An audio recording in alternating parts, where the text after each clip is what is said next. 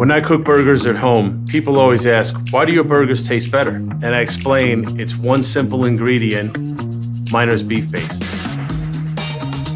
The beefy aioli is very close to what a French onion soup would taste like, which was one of the first soups that I ever tried that had the complexity of all of the flavors. Adding in the Miner's beef base, not only in your burger, but also in your aioli, will only elevate the flavor. Roasted beef, just enough salt and sweet. That's what you're getting with my burger. I mean, look at it. You're gonna love it.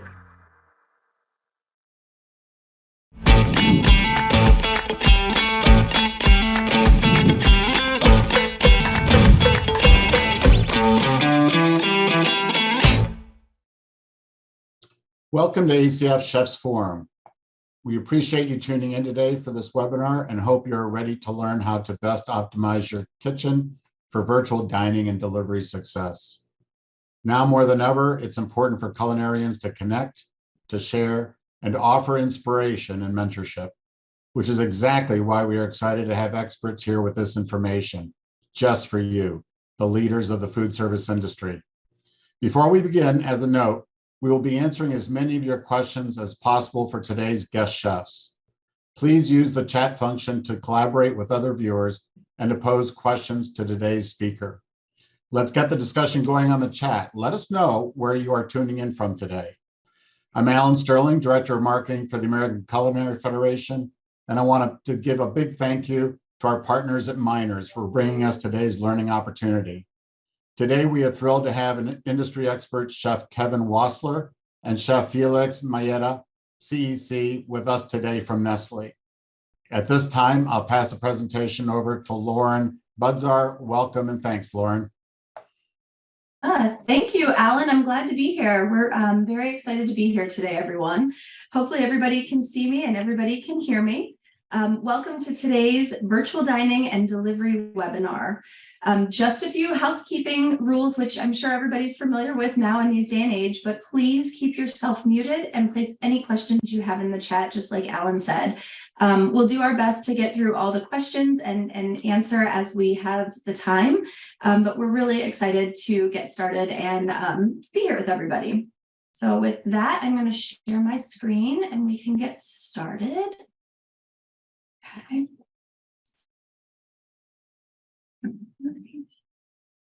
All right, hopefully everybody can see my presentation. Okay, so everybody, as you know, we're here to talk about virtual dining and delivery and how to best optimize your kitchen for success. Give me 1 second. Okay, there we go. So without further ado, I would love to introduce you to our two chefs today. So we are joined by two Nestle professional chefs.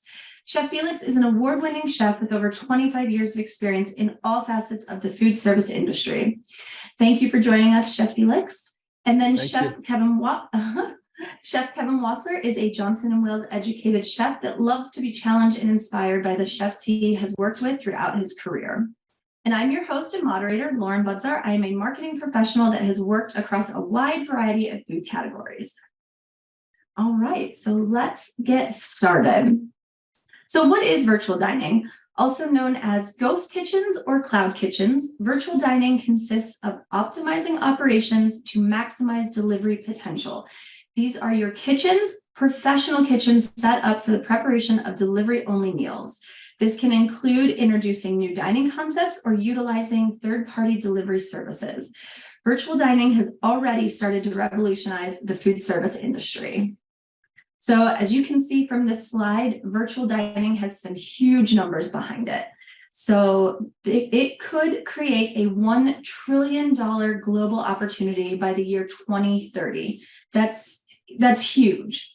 It could cut labor costs by up to 75%. And there's already 1,500 operators running ghost kitchens in the United States today.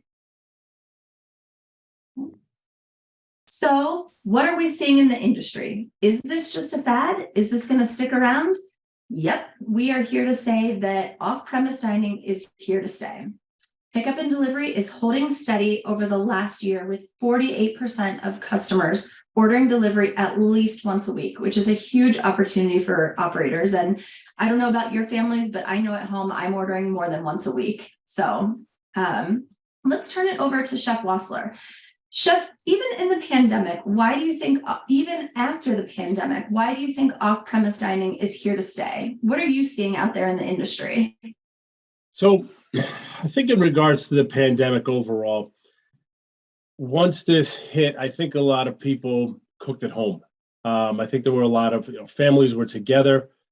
They were unsure to leave the house, and they started cooking at home. There's so many videos out there of people talking about cooking home style types of meals. How many people made loaves of bread and made pizza at home and made just all different kinds of food. We all followed it. We all looked at it. It was one of the biggest trends that happened that people started doing.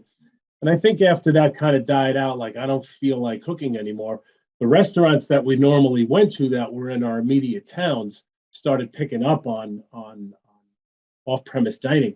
And if you didn't order a lot of food in the first place from anything local because you were accustomed to going out, now you were going in and getting food from these establishments. And now, because of all the apps and everything that's out there, you have the capacity to now order from 15, 20 miles away and get the food delivered to your house.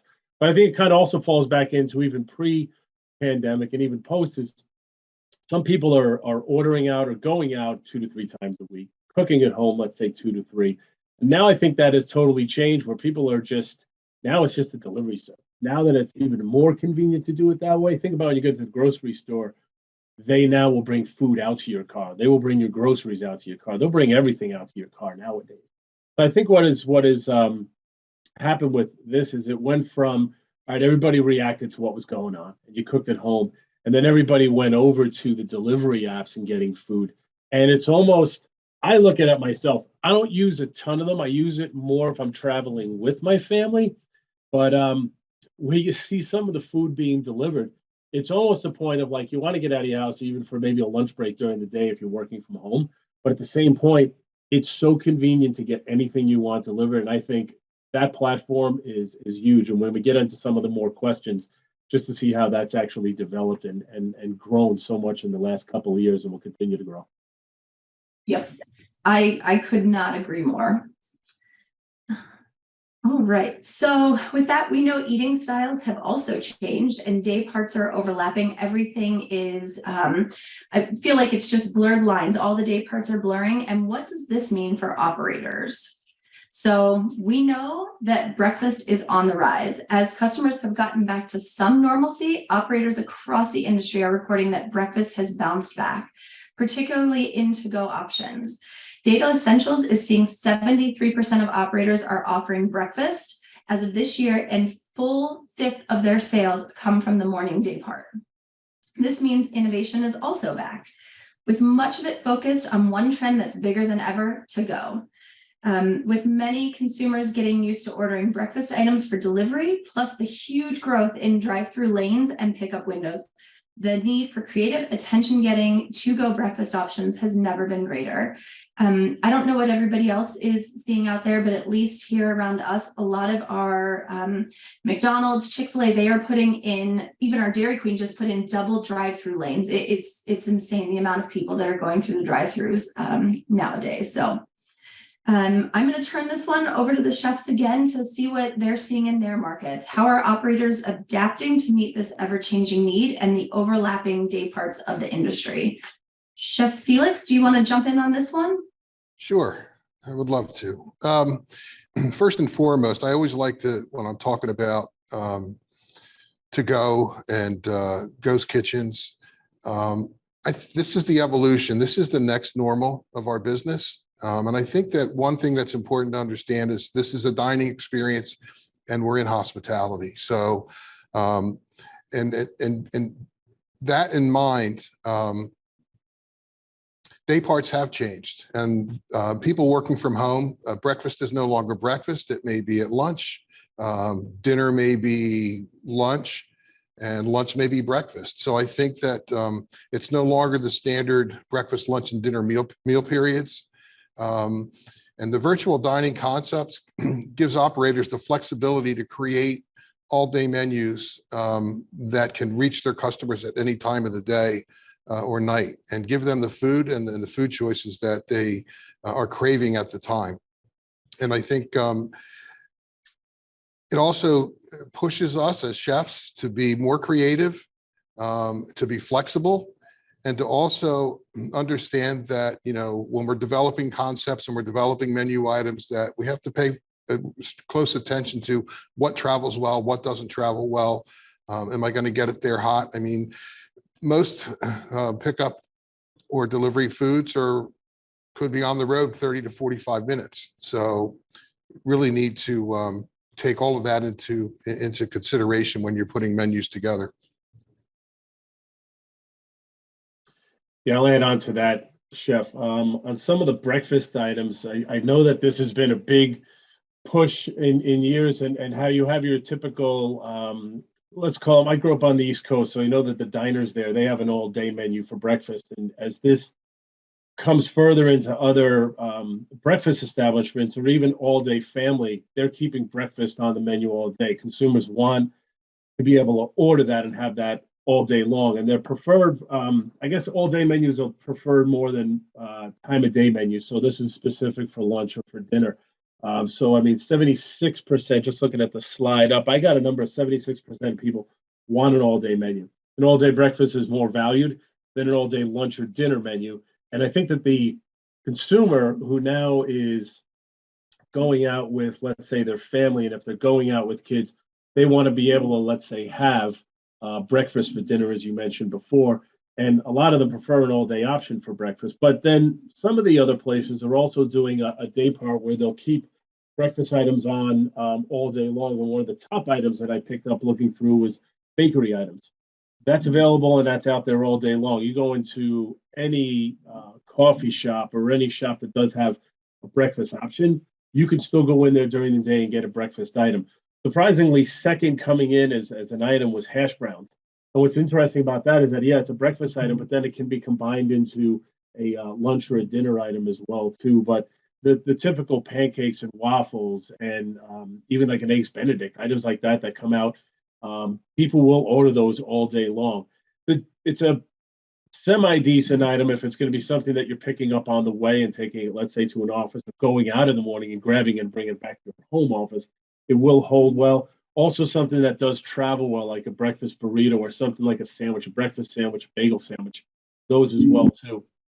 Some of the other notes that I looked at with some of the breakfast items was changing up some of the, I guess, the platforms and how they put it together. So spiciness in your breakfast items. So something like a hot honey or a spiced up hollandaise will kick up a lot of the breakfast dishes. And it's not leaving, so it's a sauce that's on the side or not accompanied, so you can order that specifically. Some different breakfast items that are showing up go into like a spicier version of, let's say, a buffalo chicken, even barbecue sauce that might be added into those as well. Other items that I saw in some menus that go into breakfast for all day are green sauces, pestos and gremoladas and chimichurris are kind of a nice sauce platform that are being adopted onto certain menus. And then the adoption phases as well too are things for what I saw as a lifestyle or alternative style type of items on breakfast menus, where there were vegetarian gravies. They were using dates and agave syrups and items like that, just to show up in some like lifestyle trends that'll help out in breakfast flavors as well too. And I'm sure Felix is probably better versed on this, but I'm sure he has versions out in his neck of the woods where there's probably a breakfast cheesesteak on a menu somewhere in the neck of his woods. Have you seen one of those yet, Chef? Absolutely. There's several of them. And it's a spin on a great Philly cheesesteak, you know, steak, egg, and cheese. For those of you that are from the Philly area, it's cheesesteak, whiz wit, a couple of fried eggs, and no green peppers, because we don't put peppers on our cheesesteaks in Philly. That's for the tourists. You know, and to carry on what you were talking about with the breakfast items, Chef Wasser, breakfast bowls are huge. And you jogged my memory with the hash brown potatoes. At one of my restaurants, we used to do a hangover bowl, and we would start with a bowl of hash browns, and then we would pile on the country sausage gravy, some chopped bacon, some egg, and then we would finish it with a really nice drizzle sauce or even a hot honey. But any type of a breakfast bowl concept is always very popular. And you can use, bacon, you can use sausage, you can use plant-based sausage, whatever. But when it goes in a bowl and you put the lid on it, it will travel well, it'll maintain its heat. And really what's important too is that it reheats really well. So if when your guest gets it at home, if they need to pop it in the microwave, it's awesome to have that capability. So anything in a bowl is always a very good way to go. Yeah, and I think a lot of that goes to reference of the going back to the generational consumer is what listening to them and what they want. And we do a lot of work with universities, and we see what the kids eat when we go and do these visits. And if you just take that reaction of what they like or what they want something where they can leave and either take it with them, bring it back to their room to study, bring it to the library and eat it there, sit down and eat it. But again, it's like you mentioned, breakfast could be 6 o'clock in the morning for some and 9 at the other. But it also depends upon what their morning schedule is like. If they're a gym rat, they want to hit the gym and do what they want to do, then it's going to be a healthy option. So a liquid breakfast, which isn't what probably everybody is thinking, or what I'm thinking would be a Bloody Mary as a liquid breakfast. But liquid breakfast being a protein shake, and even the RCI bowls become big too. Those are huge. Some of the campuses I see that they have these laid out to put together, and it's a breakfast bar the same way. So yeah, it all fits in, and it's all down to the consumer and what they're looking for too. Yeah, the customer will always tell you what they want, and breakfast sandwiches don't always have to be hot either. Right. We think bacon, egg, and cheese, but when you're thinking about breakfast items, you have to keep your margins in mind, because they can be the disruptor in your margin planning. You have to be able to show value and perceive value to the customer. So if you're doing a quiche, for instance, that's a good breakfast item and travels well, you can enhance that by adding smoked salmon to that, or doing a smoked salmon bagel sandwich or whitefish, things that in the customer's mind are a perceived value, and you can charge more for them, and they will really help you. You can't put an item on the menu that's not going to generate enough revenue to cover your margins. So you have to be careful when you're planning, and you have to think these things out. That is great feedback. And coming from somebody who eats breakfast items morning, noon, and night, I am totally on board with this trend. Actually, we had a question come into the chat, so let's jump over there and read the question. The question is, where can operators bring this type of ghost offering to rural communities? Unlike metropolitan centers, rural communities have distance and density as significant factors. Specific segments or model operators have seen most success. Chefs, do you have any feedback that you can offer for more of a rural type community? I could start there. I'm pretty much in a rural area now. When I say that, I'm about 50 some odd miles west of Chicago, and they do have the DoorDash, and they do have the apps to be able to get the product, but some of them are more specific with the stores themselves. So it's either the independent operator, or it's a chain that may do their own style of delivery, but there is DoorDash. I'm probably just at that threshold where another 25, 30 miles west of me, there isn't that opportunity to get that. So I guess the full circle of where they deliver to, you're kind of locked out at a certain point. If you know where you are, you know where you are, and then your options are then limited. I guess in the past probably 4 or 5 years, it's picked up a little bit more in this area. So more of the restaurants. I was actually looking on DoorDash the other day just to see, and you could call up and just get a smoothie from the Smoothie King. and get it delivered. And I think to myself, I'd rather get out of my house and go get it. So those that are in those rural areas, I guess you do have to go out and get it yourself. And maybe that's good. Maybe you can get out of the house and go do it. But for that ease of it, yeah, living in a big city, you can have something in 10, 15 minutes from wherever you want, your laundry and a smoothie at the same time. Felix, I know where you live in the area of Pennsylvania. What's it like up by you for getting the same service? Yeah, it's pretty much the same for me. I'm about an hour north of Philly. And I'm not rural, but I'm not in a major thriving metropolis. But some of the chains, that are close to me are doing some ghost kitchen concepts. But I tell you that the independents that are in my vicinity are all doing takeout, and they're marketing it really well. And I have a couple of spots that, when it's time for takeout or delivery, I go to my local independent, and they do a nice job. So, it's all driven by demographics. I mean, you can't open up a ghost kitchen in a population, an area that's not population dense, because you just won't do the sales. But if you can support your local independent, or if you're running an operation, you're not doing delivery now or not really focusing on it now, it's a huge opportunity for you to really increase sales and capture a new business model that will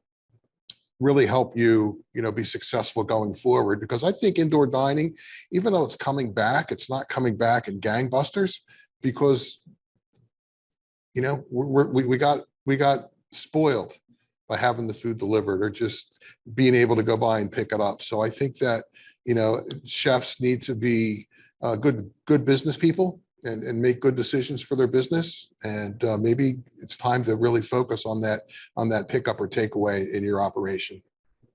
Yeah, I think you're right to the point. I'm Yep. sorry, Laura, just was going to say about getting spoiled with the food being delivered. We're almost through this year, and we're still kind of sort of in the, what's going on back in January of this year. I think this is the full time where we're getting through to the next set of holidays, where most of us consider that we're back to normalcy. So I think that as you're going out with employees, or you're going out with friends in the neighborhood, or you're going out with family, I think a lot more of that in dining, just because of that experience. For the most part, if you're ordering food is coming to your door, you're probably in a pair of sweatpants and a t-shirt and slippers, and you're picking your food up. Now you actually got to get up. You got to go do your hair up. Not me, but get together, get out there, and go out and enjoy yourselves. And I think that's been missed by a lot of people. Restaurants now based upon labor, a whole other issue, being busy and having to wait to get in. I think that's great. I think the labor shortage is one thing, but just being able to get in there and get outside, enjoy the noise again, enjoy a hot meal that's placed right in front of you, and support the business is number one in your own area, unless you're going into the city or whatever. But I think this holiday season will probably bring about more people out.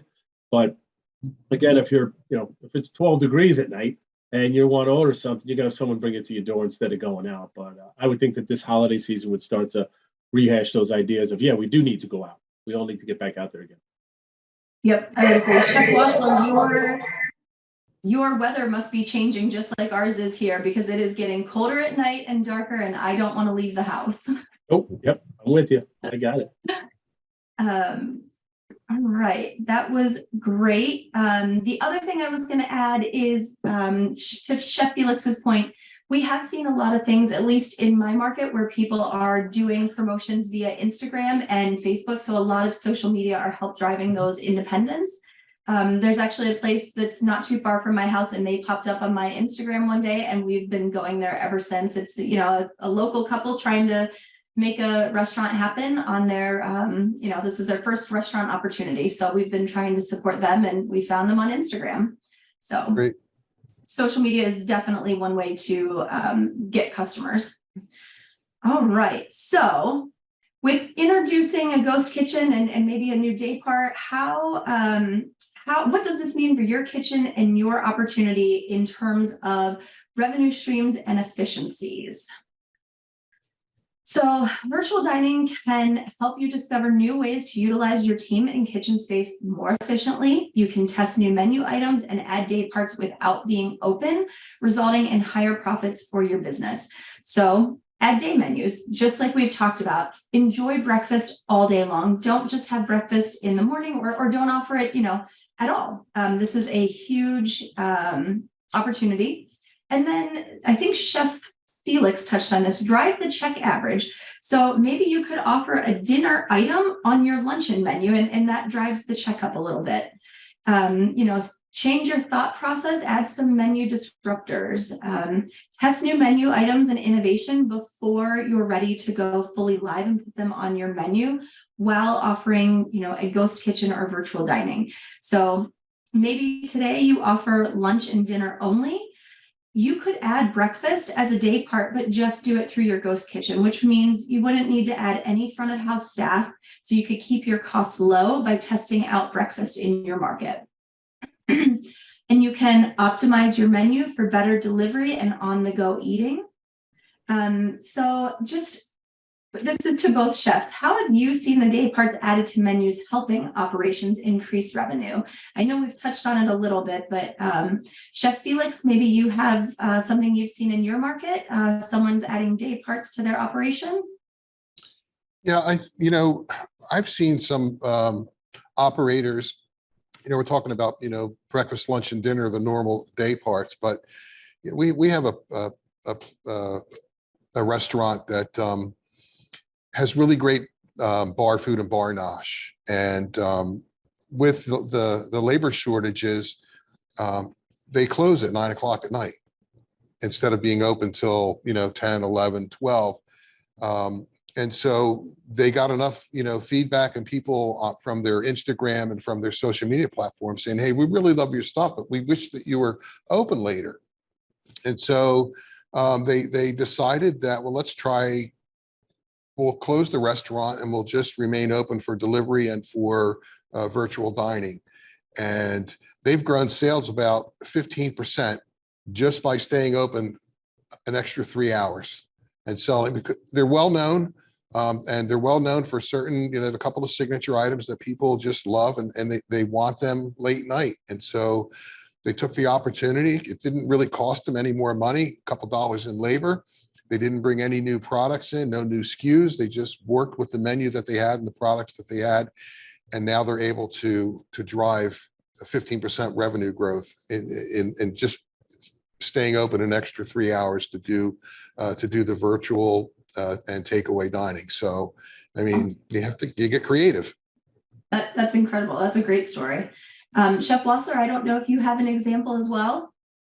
A couple. First off, with the ghost kitchens overall, what it allows them to do is on the slide with the use of their space, they're also able to make changes a little more quickly for testing concepts and flavors so that they can, and if they have these repeat customers, you can then, if they're coming in, you do have their digital platform, who they are, you can get back to them and reply, and you can throw out these tests. So the next day that menu makes a change. There's a local place near me that does brick oven pizzas, but they also do some pastas and salads and appetizers.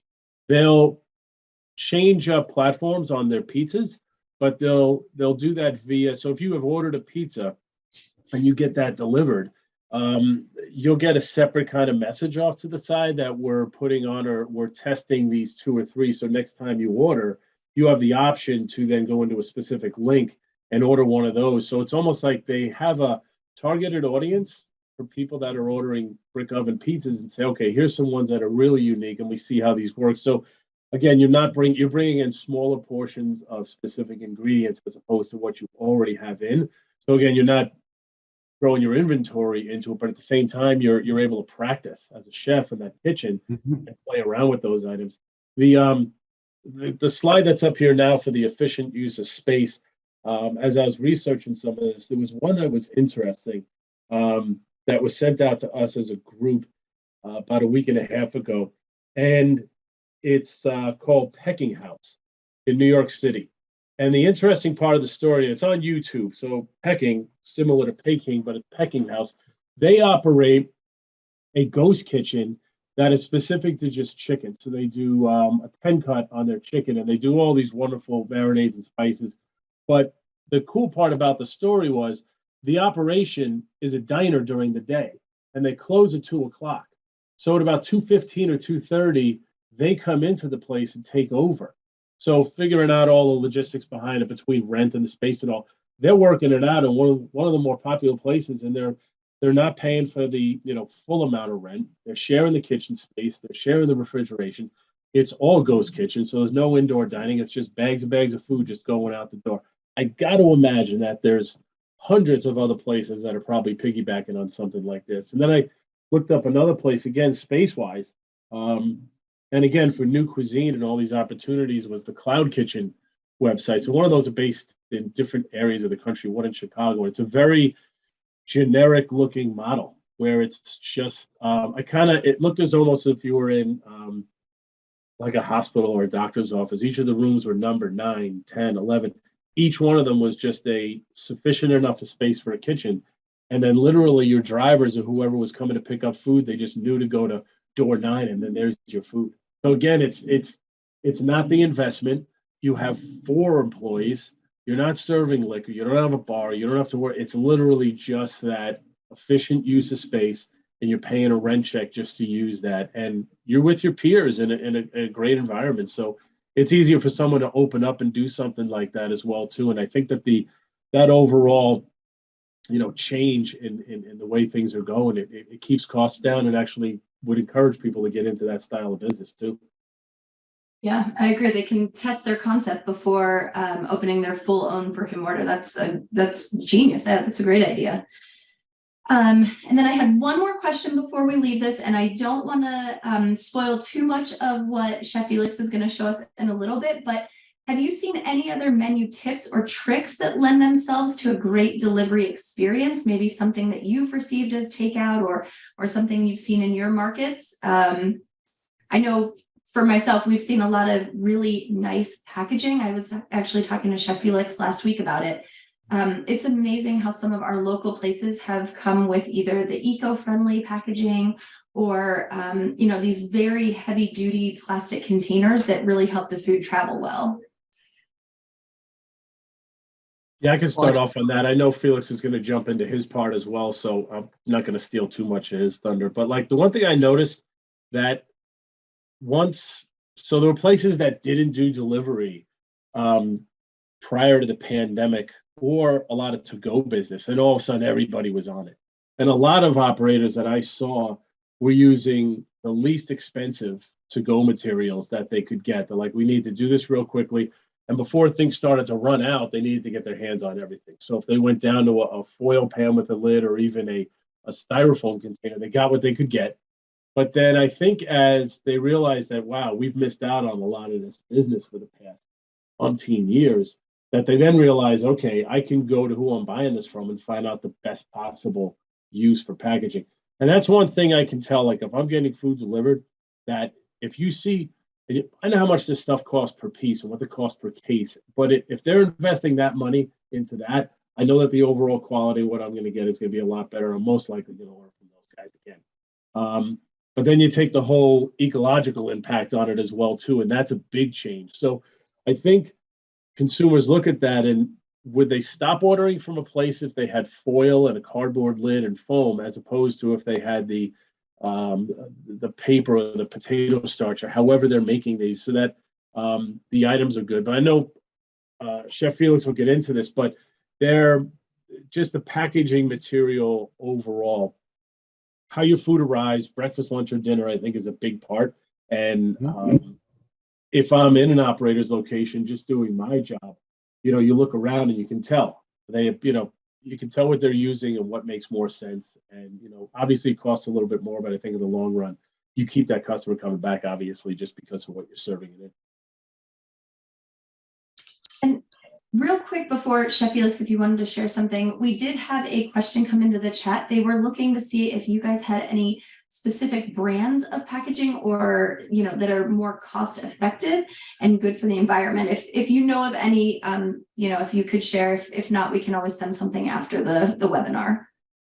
Well, I think you could send something after the webinar, but just to speak to packaging briefly before we move on, this is something that you have to, when you're developing your concept and you're refining your concept, you have to plan for this. I mean, this is part of your brand. People on social media, your customers on social media, they're going to call you out if you don't have the right packaging. They're going to call you out if their order came in and the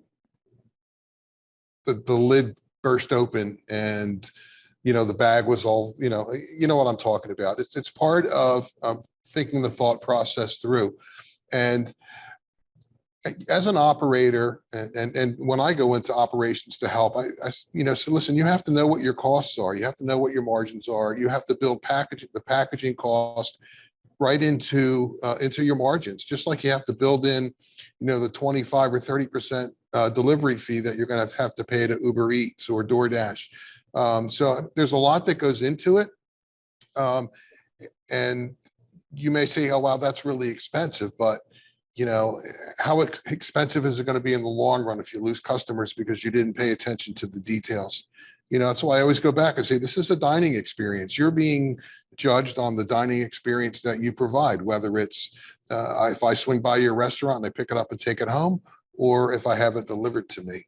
So it's a crucial, it should be a crucial part of your business plan. Yep. Some of the companies you were talking about, excuse me, Laura, when you said about the packaging. So we use a company for our packaging. So when we're doing our shows and tastings, we have certain products. And Felix, I think it's called Restaurantware. So they have a lot of good ecological style ones. The other one that I know that's one local here in Chicago is Pactive, and I've used those for years, and they were represented in this house. And Pactive is a really good one, but they have everything across the board. But the best answer to that question is if you're entertaining doing this or looking for new product, any distribution that you're buying from any of the big ones, they've got all of those lines covered. But I know in the past that they also have what they categorize as a good, better, and best. And obviously looking at that, that your costs change on those. So you've got the low cost that might be good for one item, but then the best side of it works better for obviously your hot food and go.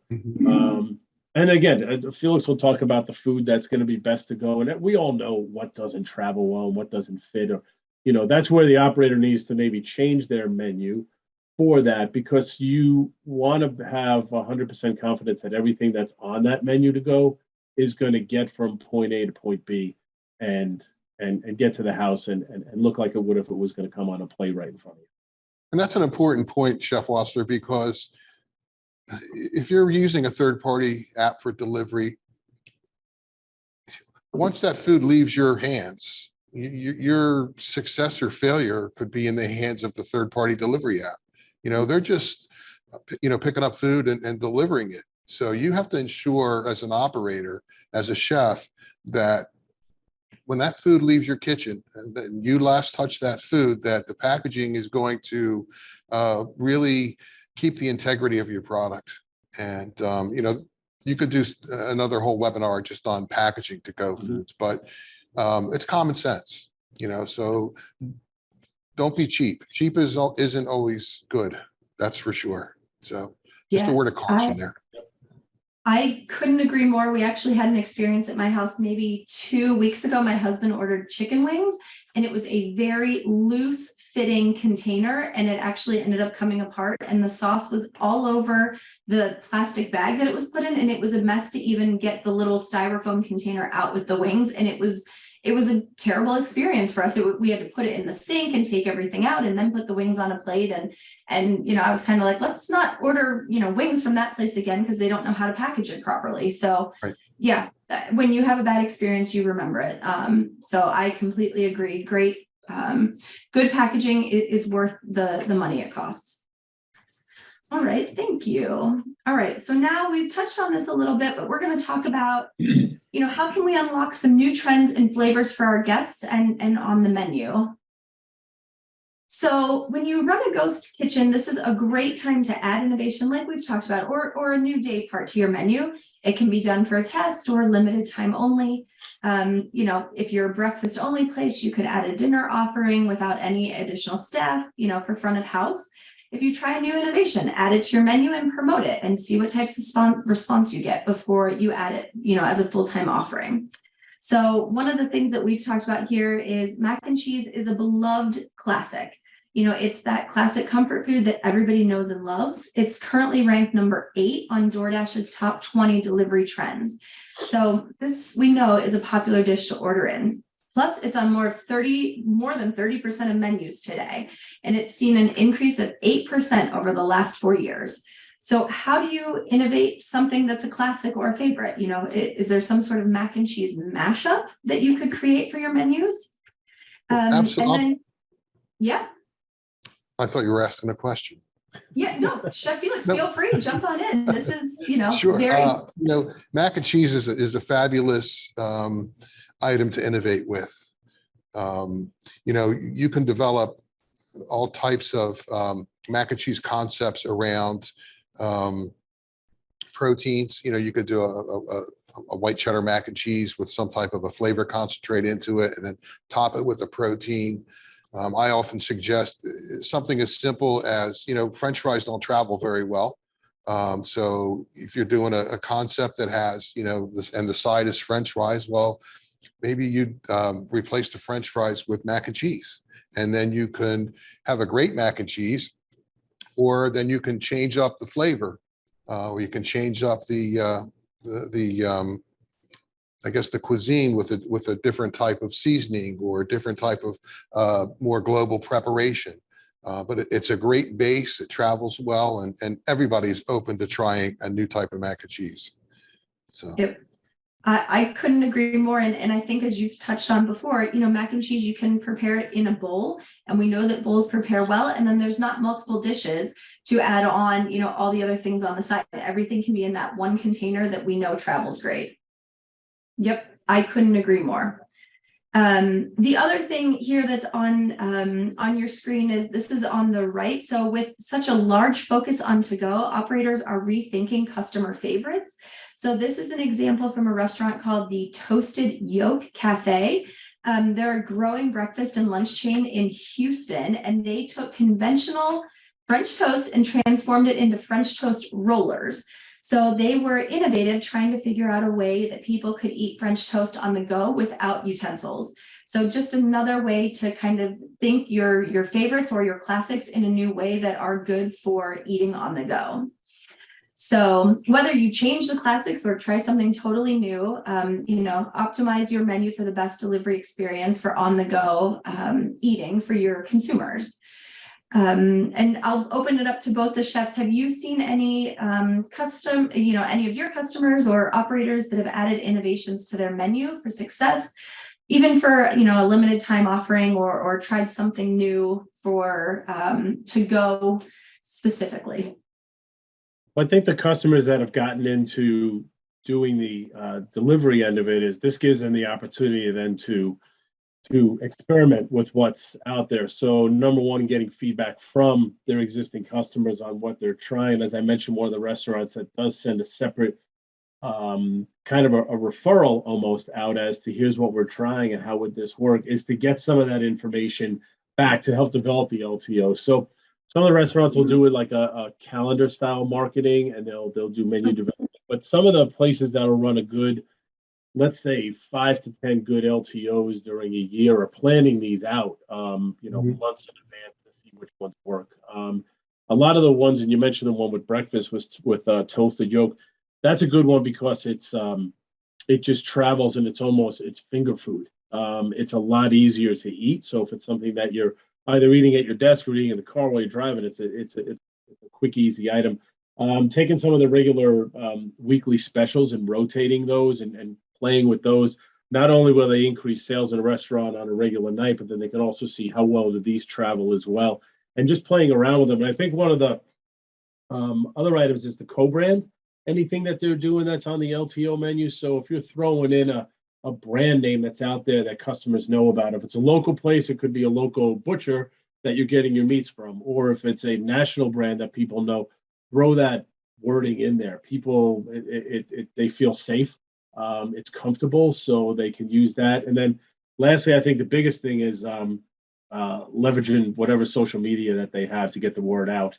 That speaks in numbers. If you open up a page on DoorDash, there could be a call out just to something specific that if maybe you thought you were never going to order before, is unique and to put together as a special or as an item. So using any type of social media.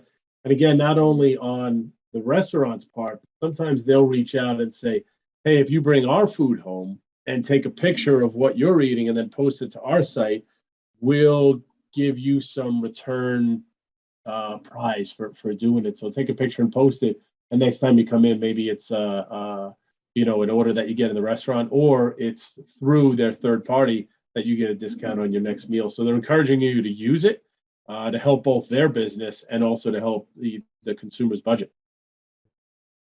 Yep, I couldn't agree more. I have definitely seen a lot of that in our market here in Cleveland, where you just take a picture of your meal, post it to Facebook, and then you get some sort of $5 off coupon, or next time you come in, you get 10% off your meal. It's definitely a way to get the word out and then also drive repeat customers. So I think that's great. Chef Felix, did you have anything you wanted to share? I just think that specials are a great way of introducing new global flavors. Customers they want to try new things, and I think that operators need to capitalize on introducing those newer and trends and global flavors, beginning as specials. I've had a couple of operators that I've worked with that when the regular order went out, they would put like a little surprise tasting cup of a menu innovation that they're thinking of. And they would say, hey, listen, we're sending you this. We're thinking about adding this to the menu or doing an LTO with this. Tell us what you think. Give us feedback. And the social media aspect is so powerful, and it's so important for operators that they own their customer, so to speak, that they're able to interact with them, that they're able to get feedback from them. The customer will always tell you what they want. So that's a great way to introduce new flavors, new thoughts, new trends to a targeted market, to a targeted audience, and capture the feedback, and then as always, reward the customer with something. Yep. I love that idea. Send out a small sample with whatever they've already ordered, and then, make it well known on that they're doing it, and then they can add it to their menu, and they know that people want it. People are coming back for it and asking for it. I could not agree more. That's a great idea. All right, let's check the chat one more time to see if there's anything we haven't covered. All right, it sounds like we're all caught up. So with that, I am going to turn it over to Chef Felix. I know we've kind of shared a little bit about some repack ideas and packaging, but he is going to go live from the kitchen and show some 3 different ways to repack. All right, Chef Felix, I'm going to stop sharing and send it over to you. Okay, well, thank you. Get my little setup going here. So I really wanted to talk about, packaging, because we spent some time on it earlier. I think, I stated earlier that it really should be a part of your business plan and how you're going to present, and what types of packaging work well, and how do you make it a good, positive experience for your customer. So you can see here, I just, we've all seen these paper boxes that you just kind of fold up. And these are great for, diners taking, leftovers back home to reheat the next day. But these aren't the best option for packaging a meal to go. First of all, it's only one compartment. So if you're going to do a composed meal, an entree, a side, or 2 sides, and to try to put this all into one box, by the time that, and then let it travel 35 or 40 minutes home, by the time you get there, all of the sauces and liquids from the different items are going to all run together into the bottom of the box and pretty much, ruin the chef's hard work, because you're not going to be able to differentiate, what you actually have. So I always like to look for packaging that has multiple compartments, that you can maybe put your entree, put your two sides. And then I'd like to suggest having a separate vessel for your finished sauce, so that when the customer gets home, they can, if they want to reheat it, they can reheat it, pour it on fresh, and then you have a high quality restaurant meal that you've picked up, or even that's been delivered to you. So it kind of gives the customer a little control back, but it certainly presents better and gives you a better, higher quality experience. So that's a great opportunity for that. And then, keeping your sides separate. So maybe you want to do a single compartment container such as this, but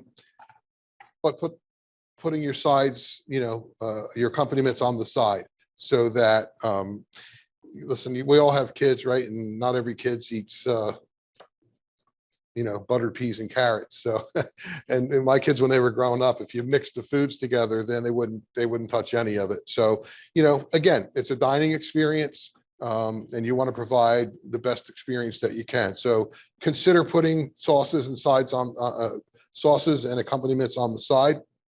And again, even if you're doing like a wing sauce or an ambient style sauce, that you can pack ahead of time, so that it makes the packing of the meal much more efficient for whoever your expediter is, or who's handling that portion of the takeaway. That they can get the meal and then know that they have to grab this sauce from over here. It's already prepackaged. You're not wasting time. You're being much more efficient. So another great consideration there. And then let's talk about soups to go, which I think are really important. And my wife and I, we love soups. We get soups to go all the time. But if you don't have the right packaging, it can be a disaster, right? So these are the really nice, I guess they call them Chinese soup containers, egg drop soup containers, wonton soup containers. They're a thicker plastic and have a lid that snaps on and locks. I suggest these for hot or cold soups to go. And if you want to take an extra precautionary step, I always wrap these in plastic wrap. So I put my soup in, put the lid on, put it down, and then wrap it one time over to really seal it in, just in case, the Uber driver or the DoorDash driver takes the turn too sharp, and there goes your soup all over the back of the driver's car. So, not a lot of, I guess, difficulty or complexity added with better packaging, but certainly a much better dining experience. So I hope this gives you some ideas and some better ways to gain some efficiencies, and just hope that you've had some good learnings and good takeaways from today's seminar. Thank you. And I think, Awesome. Felix, to your point about what you're talking about now is, and to the attendee that asked the question, you really got to touch and feel these things. So as I mentioned, if you go into your distribution for food, or if you use a non-food distributor, is to get samples of these products, and to actually, you got to get your hands on them and see what they feel like. Like, I know those plastic containers you're using, and I know that those are more sturdy, probably the sturdiest ones. And then there's the good ones, whereas that one's the best because it does have that tight locking seal on the top of it. So again, getting these and then testing it, putting, if you're an operator, you take home food from your operation and see how it travels and see how it seems, or let it sit and keep it warm, and then open that bag up 30 minutes later to see what type of quality you're looking at. But you got to play around with this. And again, once you find the product, then you're done. Then it's just having, 7 to 10 different to-go packaging that's in your storeroom or on your line, and then you're able to use those all the time. And you've gone through that part of it and made it as most efficient as possible. It's a great point. And listen, one last point point that I'll say is that if you're just starting out in your concept, you don't need branded packaging to start. So like Kevin said, just, you need to grow into it. You need to test it. You need to feel it. And once you're going and you're making some cash and business is good, then start thinking about branded packaging if that's the way that you want to go. But there's a lot of upfront costs in branded packaging. So start slow and grow into the business. Good point. All right. Thank you, Chef Wassler. Thank you, Chef Felix. This was absolutely wonderful. I really appreciate it. I'm going to check one more time with the chat. Yeah, we are good. I appreciate you both taking the time to join us today and to share all of your industry knowledge with everyone. And with that, I'm going to pass it back over to Alan. I believe he has some words to wrap it up. So thank you, everyone. Thank you. Thank you. A huge virtual round of applause as we thank the Miners team for a very informative presentation. We appreciate all of you taking the time to share your important insights on to-go options with our ACF community of culinary professionals today. Great info, and thank you very much. Please be on the lookout for the survey you'll receive the next day or so with this session recording, which you'll need to complete to earn your CEHs. We hope that you'll join us for our next webinar this week on 11/17, focusing on best practices for cleaning and sanitation. And on 12/5, as we learn more about holiday baking, as we focus on gingerbread house techniques. Also, if you know any students or early career culinarians, please tell them to join us on 12/10 for a very special presentation by ACF Young Chefs Club on mentorship and goal setting. For more inspiration, culinary news, or to register for upcoming webinars, please check our site, wearechefs.com. We are heading to the Big Easy. Register now for ACF National Convention in NOLA, July 16th through 19th. You don't want to miss this awesome educational and networking event. On behalf of ACF National Office, thank you again to Miners for bringing us this opportunity, and thank you for joining us today. Have a great day.